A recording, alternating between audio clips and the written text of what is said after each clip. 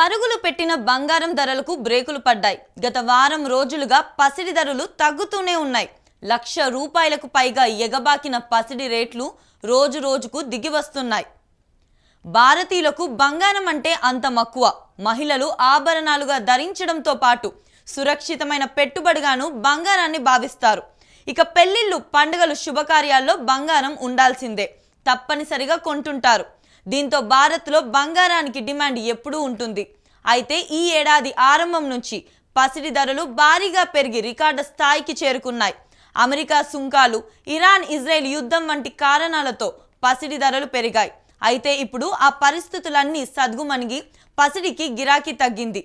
Global మార్కెట్లో బంగారం ధరలు దిగివస్తున్నాయి. దీంతో దేశీయ మార్కెట్లో బంగారం ధరలు గత వారం రోజులుగా భారీగా పడిపోతున్నాయి. ఇదే అంశంపై మనతో మాట్లాడడానికి బిజినెస్ అనలిస్ట్ చంద్రశేఖర్ గారు ఫోన్ లైన్లో ఉన్నారు. ఆయన్ను అడిగి తెలుసుకుందాం. హలో అండి చంద్రశేఖర్ గారు, నమస్కారం. నమస్కారం అండి, చెప్పండి. గోల్డ్ రేట్స్ తగ్గడానికి రీజన్ ఏమై ఉంటుందండి? గోల్డ్ రేట్ తగ్గడానికి లాస్ట్ మంత్ ఇదే టైంలో గోల్డ్ అంటే ఏప్రిల్ 22న గరిష్ట స్థాయిని చూసిందండి. జస్ట్ నెల రోజుల్లోనే ఆ గరిష్ట స్థాయి నుంచి ఒక 5-6% గోల్డ్ రేట్లు ఇంటర్నేషనల్ గా మా ఇండియాలో తగ్గొచ్చాయి. దీనికి ఇమీడియట్ కారణాలు ఏమిటి అంటే 2 కారణాలు ఉన్నాయి. ఒకటి, middle east war almost end అయింది, సీజ్ ఫైర్ ప్రకటించాడు ఇరాన్తో. So that is major contribution to బంగారం తగ్గుదలకు ప్రధాన కారణాల్లో అదొకటి. ఇంకా రెండో ముఖ్యమైన కారణం ఏంటంటే ఈ అమెరికా చైనా మధ్య ఒక ట్రేడ్ డీల్ కుదిరింది. కీలకమైన అంశాల మీద వాళ్ళు రెండు దేశాల మధ్య ఒక అవగాహనకు వచ్చారు. ఇద్దరికి అనుకూలంగా ఉండేలా ఒక ఒప్పందాన్ని కుదుర్చుకున్నారు. దీంతో ఏమవుతుందంటే అమెరికాకి అతి పెద్ద సమస్య, మనకి ఏప్రిల్ 2న రెసిప్రోకల్ సుంకాలని వేశారు. ఆ రెసిప్రోకల్ డ్యూటీ వేసిన దగ్గర నుంచి బంగారం రేట్ ఎక్కువ పెరుగుతూ వచ్చింది. ఏప్రిల్ 2 నుంచి పెరుగుతూ వచ్చి ఏప్రిల్ 22 గరిష్ట స్థాయికి $3,500 వెళ్ళింది ఔన్స్ బంగారం. మన దగ్గర చూస్తే ఏమో 10 గ్రాములు 24 క్యారెట్ల బంగారం చూస్తే ₹1,02,000 ఏమో వెళ్ళింది. ఇప్పుడు $1,97,000 ఆ ప్రాంతంలో వచ్చింది, ₹5,000 తగ్గింది. ఇంటర్నేషనల్ గా చూస్తే $250 తగ్గింది. ఇప్పుడు ఆ రెసిప్రోకల్ గా సుంకాలు కానివ్వండి, ఈ మొత్తం అంతా ఈ అల్లకల్లోలం, ట్రంప్ సృష్టించిన అల్లకల్లోలం అంతా కొంచెం సద్దుమణిగింది. పరిస్థితులు కుదుటపడ్డాయి. ఇది టెంపరీగా ఉంది, ప్రజెంట్ కుదురుట్టు పడింది. భవిష్యత్తులో ఎలా ఉంటుందో తెలియదు. But at the same time బంగారం ఇప్పుడు మనకు 5,000 తగ్గడంతోనే మనకు బాగా తగ్గిపోయినట్టు అనిపిస్తుంది. కానీ ఇంకొక 5,000 తగ్గింది అనుకోండి, ఏ కారణం చేతైనా తగ్గితే మళ్ళీ బయింగ్ ఇంట్రెస్ట్ వస్తుంది. ఎందుకంటే బంగారం అనేది ఇక్కడ నుంచి ఇంకా మనకు 1 ఇయర్ తర్వాత కానివ్వండి, 5 ఏళ్ల తర్వాత కానివ్వండి, 10 ఏళ్ల తర్వాత కానీ బంగారం బాగా పెరుగుతుంది. 2 లక్షలకు వెళ్తుంది, ఈవెన్ 3 లక్షలకు కూడా వెళ్తుంది 2050 నాటికి.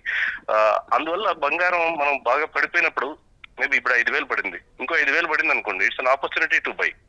Not for the sake of ornaments కోసం కాదు. 24 క్యారెట్స్ ఆర్నమెంట్స్ లో మనకు కొంటే మనకు మేకింగ్ ఛార్జెస్ అని తరుగు అని చాలా పోతుంది. 24 క్యారెట్స్ బంగారం మనం ఆఫ్లైన్ లో కొనుక్కోవచ్చు, ఆన్లైన్ లో కూడా కొనుక్కోవచ్చు. అది ఇన్వెస్ట్మెంట్ పర్పస్ కోసం బంగారం ఎప్పుడు మన పోర్ట్ఫోలియోలో, సపోజ్ మన దగ్గర ఒక ₹10,00,000 ఉందనుకోండి, ఒక ₹1,00,000 మినిమం బంగారంలో పెట్టాలి అనేది ఒక రూల్ అనమాట. ఆభరణాల కోసం కొనేది ఇది వేరే కథ. దీన్ని మనం దాంట్లో మిక్స్ చేయకూడదు.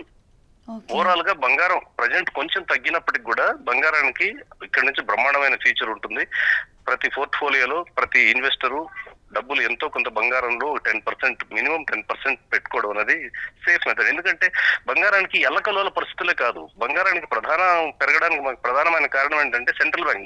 ఇప్పుడు RBI మన సెంట్రల్ బ్యాంక్ ఇండియాలో, అలాగే అమెరికాలో ఫెడరల్ రిజర్వ్ సెంట్రల్ బ్యాంక్. ఇవి ఏం చేస్తున్నాయంటే ఒకవైపు నుండి విపరీతంగా కరెన్సీని ప్రింట్ చేస్తున్నాయి. ప్రతి సంవత్సరం $ట్రిలియన్స్, బిలియన్స్, ట్రిలియన్స్ మార్కెట్ లో కుదులుతూనే ఉన్నాయి. దీనివల్ల ఏమవుతుందంటే జనం దగ్గర డబ్బులు పెరుగుతాయి.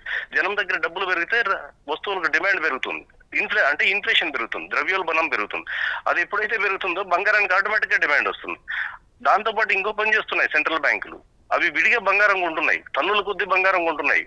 ఎందుకంటే ఈ అమెరికన్ డాలర్ మీద కాన్ఫిడెన్స్ తగ్గుతూ వస్తుంది. చైనా సెంట్రల్ బ్యాంక్ కానివ్వండి, ఇండియన్ సెంట్రల్ బ్యాంక్ కానివ్వండి, ఈవెన్ యూరోపియన్ సెంట్రల్ బ్యాంక్ కానివ్వండి, ఇవన్నీ కూడా బంగారంలోకి వాటి రిజర్వ్స్ ని డైవర్సిఫై చేసుకుంటూ వస్తున్నాయి. దీనివల్ల కూడా బంగారానికి డిమాండ్ పెరుగుతూ వస్తుంది. సో చాలా ఫ్యాక్టర్స్ బంగారం ధరకు పాజిటివ్ గా ఉన్నాయి. తగ్గడం అనేది ఇట్లా మైనర్. ఎందుకు తగ్గిందంటే విపరీతంగా పెరిగింది కాబట్టి. $3,500 వెళ్ళిపోయింది, వెళ్ళింది. ఇప్పుడు $3,280, $3,300 అనుకోండి రౌండ్ ఫిగర్, $3,300 దగ్గరలో ఉంది. ఇక్కడ నుంచి ఇంక భారీగా పడిపోతుంది అనుకోవడం అనేది కొంచెం మరి అత్యాశ అవుతుంది. ఒకవేళ ఏ కారణం చేతైనా పడినా బయింగ్ ఇంట్రెస్ట్ వస్తుంది అనమాట. ఇతరత్ర స్టాక్స్ లో నుంచి కావచ్చు, లేకుంటే వేరే అసెట్స్ నుంచి బంగారంలోకి డబ్బులు ఫ్లో అవుతాయి. బంగారం అనేది ఇక తిరుగులేని అసెట్. అదొక్కటే మనకు సేఫెస్ట్ అసెట్. ఈ ఇన్ఫ్లేషన్ బీట్ చేయాలంటే ఇన్ఫ్లేషన్ విపరీతంగా పెరుగుతూ ఉంటుంది. మనం ఒక 5 ఏళ్ల కిందకి ఇప్పుడు చూస్తే అన్ని వస్తువుల రేట్లు భారీగా పెరుగుతూ వస్తున్నాయి. అందువల్ల జనం ప్రపంచవ్యాప్తంగా, మన దగ్గరే కాదు ప్రపంచవ్యాప్తంగా బంగారంలో ఒక కొంత ఇన్వెస్ట్మెంట్ ఉండాలి అనేది ప్రతి డబ్బులు ఉన్న వాళ్ళు, మిలియనీర్లు కానీ, బిలియనీర్లు కానీ, సెంట్రల్ బ్యాంకులు కానీ, ఈవెన్ కామన్ పీపుల్ ఓ మాదిరిగా డబ్బులున్న వాళ్ళు, ఓ 10 లక్షలు ఇన్వెస్ట్ చేయదగిన వాళ్ళు అందరూ బంగారంలో ఇన్వెస్ట్ చేస్తున్నారు అనమాట. అందువల్ల బంగారం భారీగా పడిపోయిందని, ఇక్కడి నుంచి పడిపోతున్నారని అనుకోకూడదు. బట్ ఈ అప్స్ అండ్ డౌన్స్ అనేటివి వెరీ కామన్. మార్కెట్ లో పడుతూ ఉంటాయి, పెరుగుతూ ఉంటాయి. బట్ ఓవరాల్ ట్రెండ్ మనం ఒక లాంగ్ టర్మ్ లో చూసినప్పుడు, నెక్స్ట్ 1 year, 5 years, 10 years అలా చూసినప్పుడు బంగారానికి బ్రహ్మాండమైన భవిష్యత్తు ఉంటుంది. But at the same time మొత్తం బంగారంలో పెట్టకూడదు అనేది అంటారు. ఎందుకంటే ఒక్కోసారి బంగారం ఏం చేస్తుందంటే అలా స్టాండర్డ్ గా ఉండిపోతుంది. పరిస్థితులు అన్ని సాఫీగా ఉన్నాయనుకోండి, ఒక 10 ఏళ్ళు 20 ఏళ్ళు బంగారం మనకు పెద్దగా పెరగకుండా రిటర్న్ రాకుండా ఉంటుంది. అందువల్ల బంగారంలో 10%, మాక్సిమం 15% అలా ఇన్వెస్ట్ చేయమని చెప్తారు. ఫ్యూచర్లో బంగారం ధరలు ఏమైనా తగ్గే ఛాన్స్ ఉందంటారా ఇప్పుడు ప్రజెంట్ ఇంకో కొంచెం తగ్గితే తగ్గచ్చు. ఇప్పుడు 97,000 ఉంది, మేబీ 95కి రావచ్చు. పరిస్థితులు ఇలాగే కుదుట పడతాయి. ఇప్పుడు అమెరికా ఇండియాతో కూడా ట్రేడ్ డీల్ నెక్స్ట్ జూలై 9 లోపల చాలా దేశాలతో అది డిస్కషన్ జరుగుతున్నాయి, ట్రేడ్ డీల్స్. ప్రధానమైన సమస్య వాళ్ళకి చైనాతోనే. మిగిలిన దేశాలు అసలు సమస్య లేదు. చైనా తర్వాత ఇండియా, జపాన్, యూరోప్, ఈ 3 పెద్ద బ్లాక్లు. ఈ మూడింటితో కూడా డీల్ చర్చలు జరుగుతున్నాయి. ఈ మూడింటితో కూడా డీల్ అయింది అనుకోండి, బంగారం ఇంకొంచెం తగ్గే అవకాశం అయితే ఉంది. Thank you so much Chandrasekhar గారు.